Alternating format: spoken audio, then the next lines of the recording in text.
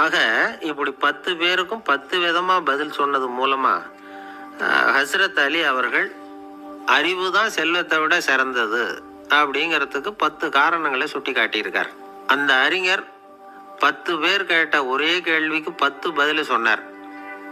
நமக்கு வேண்டிய ஒருத்தர் 10 பேர் கேட்ட கேள்விக்கு ஒரே பதில் சொல்லி சமாளிச்சார். கேள்வி என்ன தெரியுமா? என்கிட்ட வாங்கின கடனை எப்பயா திருப்பி கொடுக்க போற? இதுதான் அந்த 10 பேரும் கேட்ட ஒரே கேள்வி. இந்த மாதம் 26ஆம் தேதி தந்துடுறேன் அப்படிங்கிற ஒரே பதில் சொல்லி அவ்வளவு பேரையும் இவர் அனுப்பி வச்சுட்டாராம்.